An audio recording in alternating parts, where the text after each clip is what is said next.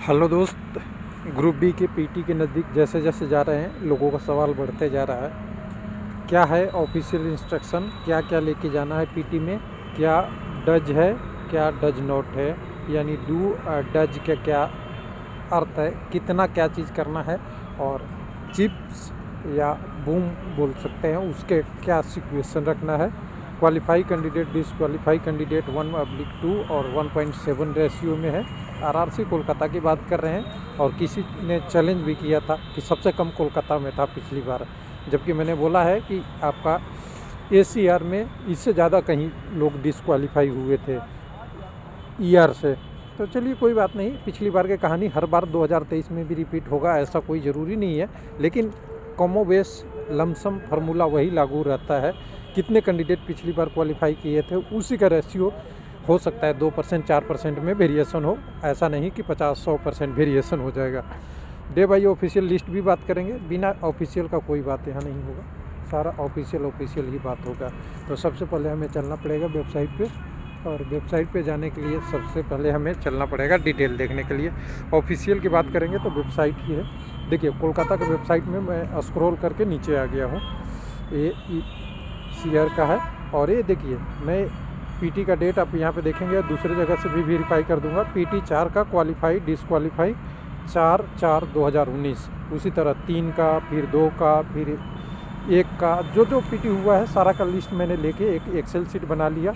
वो Excel sheet direct आपको दिखाऊंगा। 28 से पीटी शुरू हुआ था और 4/4/2019 तक चला था। क्वालिफाई डिसक्वालीफाई इन्होंने पूरा लिस्ट दिया था, उस लिस्ट को देखेंगे और सीबीटी में जितने भी कैंडिडेट क्वालिफाई है उसमें से घटा देंगे क्वालिफाई डिसक्वालीफाई का, तो हमें पता चल जाएगा कि कितने लोग एब्सेंट हैं। तो एब्सेंट से हम निकाल लेंगे तो परसेंटेज हमें निकल जाएगा, कितने परसेंट क्वालिफाई है, कितने डिसक्वालीफाई है, सारा डाटा ऑफिशियल में। उससे पहले सबसे पहले जो इंस्ट्रक्शन है उसके बारे में बात करेंगे वीडियो के लास्ट में, लेकिन इंस्ट्रक्शन दिखा देता हूँ। ग्रुप डी पीटी का ऑफिशियल इंस्ट्रक्शन, जिसमें 40 पॉइंट हैं। 40 में से कुछ ही आपको फॉलो करना है, बाकी चीज़ें तो आप अपने आप फॉलो करते रहते हैं। कितने हैं? 42 पॉइंट है इंस्ट्रक्शन में, तो थोड़ा सा समझेंगे, लेकिन अभी हम पीटी वाला बात कर लेते हैं। जिनको जल्दी है उनको थोड़ा सा छोड़ देते हैं। तो देखिए यहाँ पे देखिए हमने 28 तारीख से क्वालिफाई और डिसक्वालीफाई सारा 4 तारीख का लिस्ट निकाल लिया है। इनका पीटी पैलेस है eastern railway sport complex Kolkata. यहाँ पे आपकी पीटी होती है। Physical efficiency test group D के 2019 में हुआ था, इस बार भी होगा, लेकिन इस बार अभी तक डेट नहीं आया है। तो कुछ लोगों के मन में आएगा सवाल कि कहाँ होगा मेरा पीटी शेड्यूल। तो मैं बता दूं कि पीटी शेड्यूल तो आपको लगभग 16 तारीख से 20 तारीख के बीच में ही होगा। मैक्सिमम आरआरसी का 16/1/2023 में ही है, तो आपका भी यही होगा लगभग। पहले एक नोटिस भी आया था जिसमें आपको दिख रहा था, तो आप मान लीजिए कि इसी को चलिएगा 16 से 20 के बीच में, यानी आपकी जनवरी 2023 में पीटी हो जाएगी।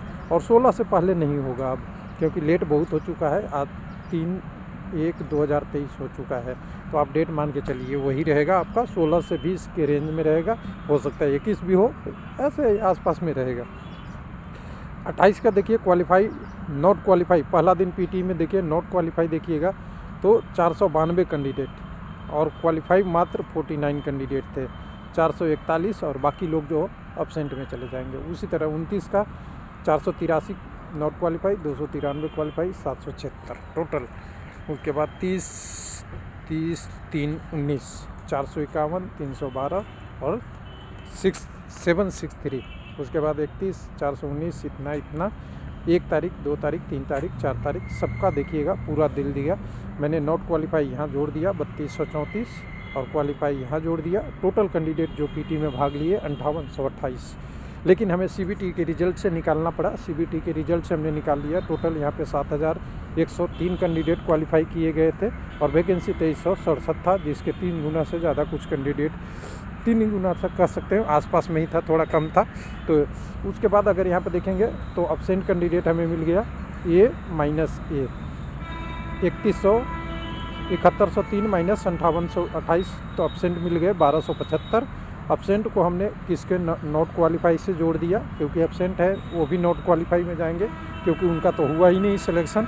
तो टोटल आप देखेंगे 4559 एब्सेंट हो गए, और क्वालिफाई 2544 आपको यहाँ से दिख ही रहा है। तो दोनों का रेशियो में कन्वर्ट कर लिया, तो परसेंटेज क्वालिफाई जो कैंडिडेट हैं वो हैं यहाँ पे आपको 30.1 यानी 36%, और एक रेशियो करीब 32% था आपका ACR में। तो लोग कह रहे हैं कि ACR में कम था, नहीं, ACR में सबसे कम था, हम ही कह रहे हैं। कुछ लोग कह रहे थे ER में, नहीं, ऐसा सही नहीं है। उसके बाद डिस्क्वालीफाई की लिस्ट बात करेंगे तो 64% हो गया। और अगर तीन गुना PT में कैंडिडेट जाते हैं, ये तो आपको सबको पता है, 3 गुना कैंडिडेट जाते हैं, तो 3 गुना में कहें तो 3 में से 1.21 एवरेज कैंडिडेट पास और 1.7 वो एवरेज कैंडिडेट फेल। इस बार क्या हो सकता है, इसकी संभावना आप देखिएगा, तो इसमें हो सकता है थोड़ा बहुत बदलाव हो, 1.21 के जगह पर हो सकता है 3 हो जाए, 4 हो जाए, 1.4, इससे ज़्यादा चेंज नहीं होता। थोड़ा बहुत और हो सकता है कहीं कहीं, लेकिन ER में पिछली बार कट ऑफ ध्यान देना पड़ेगा, बहुत ज़्यादा हाई चली गई थी, और इस बार भी 69 के आसपास था। परसेंटाइल को तो छोड़ दीजिए, परसेंटाइल कन्वर्टेड है, नॉर्मलाइज में दिख रहा है वो 69 के आसपास है, तो इस बार भी ज़्यादा है। अब चलते हैं इंस्ट्रक्शन पे, ये चीज़ें आपकी क्वेरी पूरी हो गई होगी। अब चलते हैं आपके सारे इंस्ट्रक्शन में, मोटा मोटी पढ़िएगा, बहुत ज़्यादा इतना पढ़ने का नहीं है। आपको एडमिट कार्ड ले जाना है जिसमें चेहरा वगैरह होगा, ठीक है। PT स्टिल पर जाति प्रमाण की कोई आवश्यकता नहीं है, आपको कोई ऐसा नहीं दिखाना है कि मैं इस कम्युनिटी का हूँ, ये सब हूँ। केवल आपको एक कॉल लेटर वैध है वो ले जाना है। आपके पास कॉल लेटर के कलम जहाँ जहाँ भरना है वहीं भरिएगा, लेकिन कुछ चीज़ें ऐसा है जो इनविलेज आपके जो वहाँ पे इनविजिलेटर के सामने साइन करना है, उस कॉलम को खाली रखिएगा। ऐसा नहीं कि सब यहीं रंग दीजिएगा, साइन भी यहीं कर दीजिएगा, ये सब गड़बड़ है, वहीं होगा।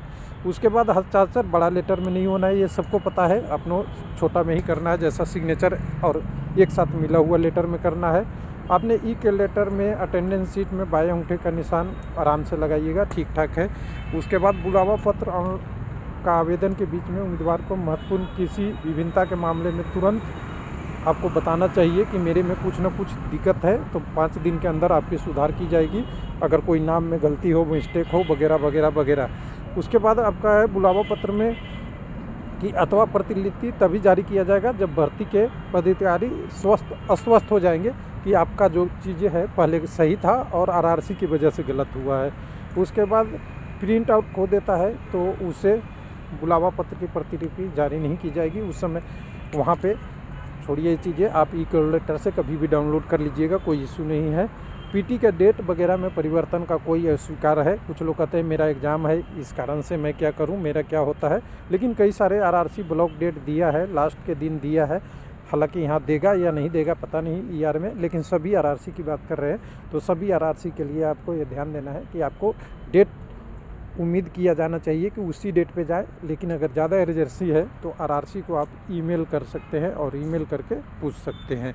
उसके बाद उम्मीदवार को PT का पूरी तरह से पालन करना चाहिए, TT और शामिल वगैरह वगैरह। 10वां हो गया। उसके बाद आपका वीडियोग्राफी की बात हो रही है तो ये तो होता ही है, PT में वीडियोग्राफी होगी और बायोमेट्रिक किया जाएगा, पहले बोला गया था तो किया जाएगा इस बार भी, और आपको इसको ध्यान रखना चाहिए। आपकी बायोमेट्रिक अगर कोई इशू है तो आइरिस से करवा लें, किसी आपके साथ कोई जाएगा नहीं, ये भी क्लियर है। आपको एक बार PT में प्रवेश कर गए यानी गेट के अंदर चले गए ग्राउंड का, तो जब तक कंप्लीट नहीं होगा आपको बाहर जाने की अनुमति नहीं दी जाएगी। आपको देने की इच्छा है या नहीं है, आप सबका बैच यानी आपका बैच ख़त्म होगा तभी आप बाहर निकल सकते हैं, सिंपल सी बात है। उसके बाद आपको फ़ोटो से लेके आपका पहचान पत्र एक लेके जाना चाहिए, ये तो सबको पता है, ले जाना चाहिए, ये तो सबको पता है। उसके बाद देखिए शारीरिक परीक्षा 2 बार में होगा। रिपोर्ट कौन कौन से, आपकी PT का प्रथम चरण समय निर्धारित वजन ढोने से जांच की जाएगी।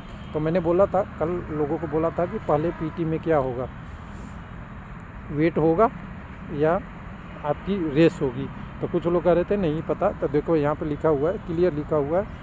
पहले है प्रथम चरण में उम्मीदवार की निर्धारित समय की दूरी वजन के साथ जांच की जाएगी। यदि वह जांच में सफल होता है तो रिकवरी गैप के बाद दौड़ कराई जाएगी।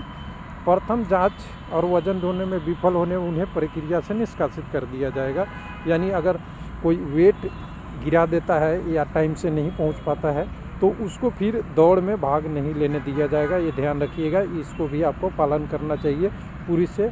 और हालांकि मैं कहता हूँ 35 kg तो है वज़न, लेकिन टाइम इसमें 2 मिनट बहुत सफिशिएंट है। अगर एक बार उठा के जकड़ लिए तो पैदल भी चलेंगे तो 2 मिनट में वहाँ तक 100 मीटर उससे आगे पहुँच जाएंगे।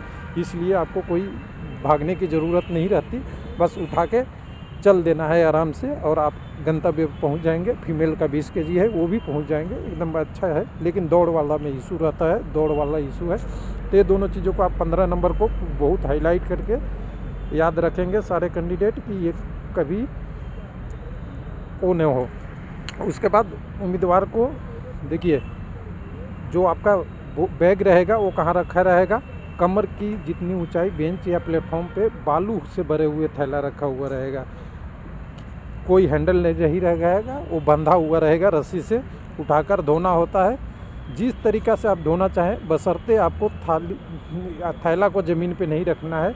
आप कंधे पे लेना चाहें, माथे पे लेना चाहें, कमर पे पकड़ के भागना चाहें या जैसे भागना चाहें आप भाग सकते हैं, लेकिन ज़मीन पे नहीं गिरना चाहता है। कोई मापदंड नहीं है, कंधे पे ले जाना है, बाजू में ले जाना है, कमर में ले जाना है या कुछ ऐसा नहीं है, कुछ माप आपको फॉलो नहीं है। बैग उठाना है, चल देना है। उसके बाद मापदंड तो यहाँ दिया ही है, पता है आपको। 35 kg 100 मीटर 2 मिनट, पैदल भी चलेंगे चले जाएंगे। 20 kg 100 मीटर 2 मिनट महिला, और साथ में यहाँ पे उन उम्मीदवार जो ट्रांसजेंडर से रिलेटेड है। उसके बाद आपका फिर उसके बाद अगर ये इसमें सफल हो गए तो आपको दौड़ कराया जाएगा दूसरे पार्ट में, और जिसके लिए 4 मिनट 15 का है, और बीच में रिकवरी 4-5 मिनट का टाइम मिलेगा। 5, 6, 7 मिनट भी की टाइम कह सकते हैं पीटी और दोनों के बीच में। उसके बाद आपका 1000 मीटर मेल वाले फीमेल दोनों का होगा। उसके बाद अगर देखेंगे दौड़ के रिपोर्ट से उम्मीदवार को काउंटर को स्वयं पंजीकृत और घोषणा पत्र भरने के लिए विधिवत सौंप देंगे। यानी सीधा बात है कि दौड़ के लिए रिपोर्ट करने से पहले उम्मीदवार पहले अपने काउंटर पे अपना सारा डिटेल भर देंगे, स्वयं पंजीकृत करा लेंगे वगैरह वगैरह। वहाँ की जो भर्ती प्रक्रिया में जब जाते हैं ग्राउंड पे तो अपनी अटेंडेंस वगैरह बायोमेट्रिक वगैरह सब हो ही जाएगा। उसके बाद 19 नंबर में आपको है कि आपकी RFID की तकनीक यूज की जाएगी। कौन सा ID? RFID क्या होता है? एक मैट होती है, मैं बता दे रहा हूँ थोड़ा। एक मैट होता है, ये मैट है जिससे रेडिएशन निकलता है, और एक होता है आपके साथ जो लगेगा चिप्स या बीब कह सकते हैं, बीब या चिप्स लगेगा। तो चिप क्या करेगा? चिप्स आपके बांधे हुए रहेंगे शरीर में जनरली पैर में बांधा हुआ रहता है। और क्या होता है एक्चुअली, अगर इलेक्ट्रॉनिक्स आप जानते हैं तो मैं बता दूं थोड़ा। ये है ट्रांसमीटर और ये है रिसीवर। यहाँ से सिग्नल ट्रांसमिट होगा, वो रिसीवर को जिस व्यक्ति का होगा, और हर कैंडिडेट का एक अपना ट्रांसमीटर और अपना रिसीवर होगा, किसी का अलग नहीं। तो ये मैट पे एक लाइन के पास फिक्स रहता है 100 मीटर के या 1 किलोमीटर वाले एरिया को लगा के। जितने राउंड आप लेते हैं इस मैट को आपको इस पर पैर रखना है, ध्यान देना है। हालांकि ये इतना सेल्फ सफिशिएंट होता है, पैर नहीं भी रखें तो आपके ट्रांसमीटर रिसीवर कैच कर लेता है इन्फॉर्मेशन को, और इन्फॉर्मेशन को कैच करके आपको रिकॉर्ड कर लेता है कि कितने सेकंड में आप या कितने मिनट में वहाँ तक पहुँचे। एक प्रक्रिया है, और इस प्रक्रिया को इलेक्ट्रॉनिक्स डिवाइस के द्वारा मॉनिटर किया जाता है। टाइम आपका नहीं दिखा जाता, आपका कोई चक्कर नहीं गिनेगा आपका कितना चक्कर हुआ, इसी में टाइम नोट होते जाता है। आप 1 चक्कर लगाए, 2 चक्कर लगाए, 3 चक्कर लगाए, तो कुछ लोग पूछते हैं कि मैं ज़्यादा भाग गया तो मेरा क्या होगा? अच्छी बात है, ज़्यादा भाग गए उसी टाइम में तो और अच्छी बात है। 4:15 के बाद तो घंटी बंद हो जाएगी, और घंटी बंद हो जाएगी, आपका टाइम इलेक्ट्रॉनिक्स में मिली सेकंड यानी दशमलव के 5 डिजिट तक अलग अलग मेंटेन हो जाता है। तो आपको ध्यान देना है कि यहाँ पे तो कोई इशू नहीं है। यानी आपका चिप बहुत बढ़िया से होना चाहिए, उसको किसी कंडीशन में निकलना नहीं चाहिए। अगर आप दौड़ शुरू करने वाले से अनकंफर्टेबल फील कर रहे हैं और चिप थोड़ा लूज है, बांधने में कहीं लूज हो रहा है, तो इसको ध्यान से अच्छी तरह से बांध ले।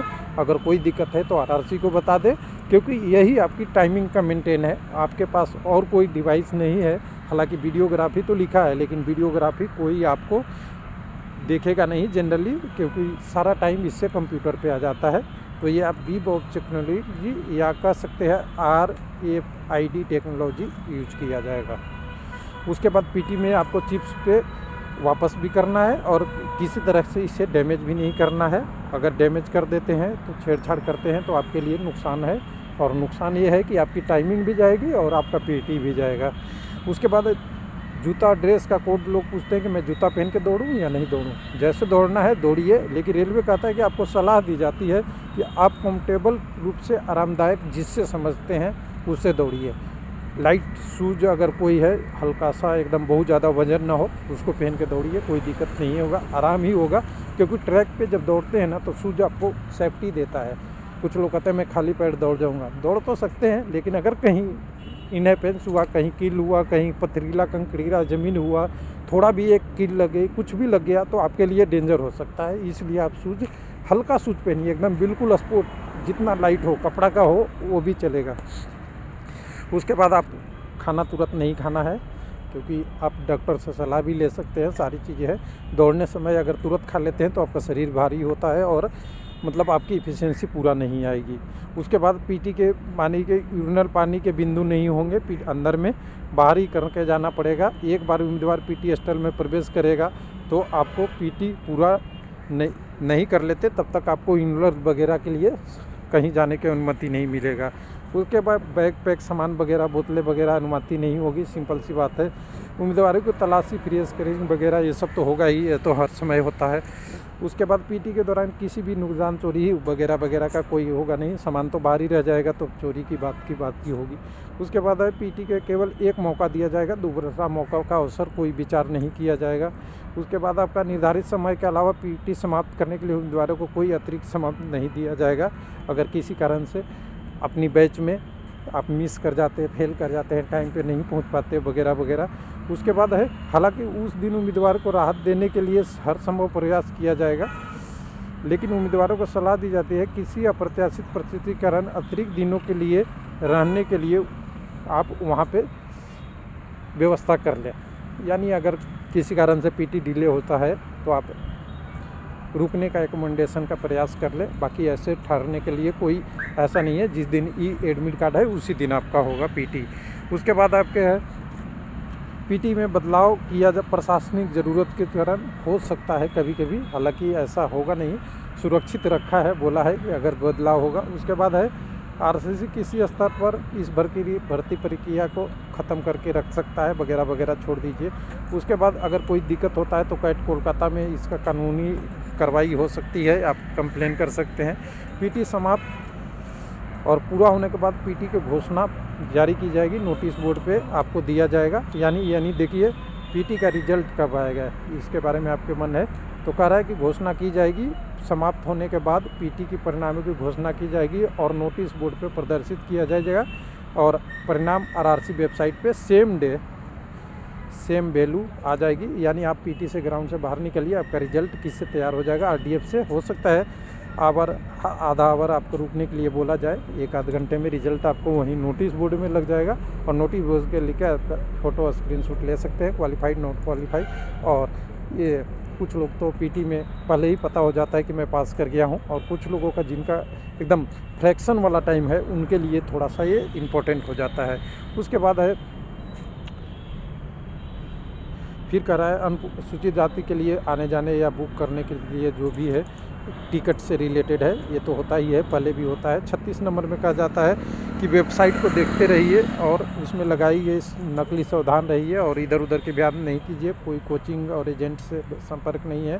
पीटी का आचरण प्रभावित करने वाले उम्मीदवारों को अनुचित प्रयास उम्मीदवार जो घोषित दिया जाएगा, मतलब आपको किसी तरफ से बाधा नहीं डालना है, ये ज़्यादा इंपॉर्टेंट नहीं है। 38 उम्मीदवार को सूचित किया जाता है कि बुलावा के उम्मीदवार संख्या के रिक्ति के 3 गुना है, इसलिए चयन के अगले चरण में शामिल होने के लिए पीटी में केवल प्राप्त करना है, यानी आपको पास करना है, कोई नंबर इसका जोड़ा नहीं जाएगा। उसके बाद 39 नंबर में है कि उम्मीदवार को पीटी स्थल पर रेलवे अधिकारी द्वारा निर्देशों का पालन करना चाहिए, सभी तरह का वगैरह वगैरह फॉलो करना चाहिए, ये सब जगह होता है। उसके बाद 40, 41, 42 आपको ज़्यादा इशू नहीं है, आपको इंस्ट्रक्शन को हमेशा फॉलो करना चाहिए और ये ज़रूरी भी है, चाहे ग्राउंड में हो बाहर भी हो तब भी। उसके बाद आपकी गलत व्याख्या से निर्देश की किसी गलत व्याख्या के लिए आरआरसी जिम्मेदार नहीं होगा और अनजाने में त्रुटि में अगर कोई गलती होती है तो इंग्लिश संस्करण सही माना जाएगा, हिंदी नहीं। उसके बाद पीटी में उम्मीदवारों को दस्तावेज सत्यापन यानी पीटी के बाद तुरंत डॉक्यूमेंट वेरिफिकेशन के लिए शॉर्ट नोटिस में तैयार रहना चाहिए। हालांकि आपने देखा होगा एनएफआर गुवाहाटी ने नोटिस में दे दिया है कि 10 फरवरी को आपको पीटी के बाद डॉक्यूमेंट वेरिफिकेशन शुरुआत हो सकता है, टेंटेटिव डेट है, यानी आपकी पीटी के 10, 12, 15 दिन में आपका डॉक्यूमेंट वेरिफिकेशन भी शुरुआत हो सकता है। तो ये मेरे तरफ से रहा 42 के 42 पॉइंट, और सारे पॉइंट को मैंने कोशिश किया है कि आपके लिए कवर करें, और कोई ऐसा पॉइंट नहीं छोड़ा कि इंस्ट्रक्शन में क्या करना है, क्या मेमोरी है, क्या चिप्स है, रिजल्ट कब आएगा, कौन सा जूता पहनना है, बालू कैसे उठाना है, कैसे ले जाना है, सारे पॉइंट इसमें कवर थे। उम्मीद है कि इन्फॉर्मेशन मिली होगी और तैयारी में मदद होगा। हालांकि वीडियो थोड़ा लंबा है। थैंक यू, धन्यवाद।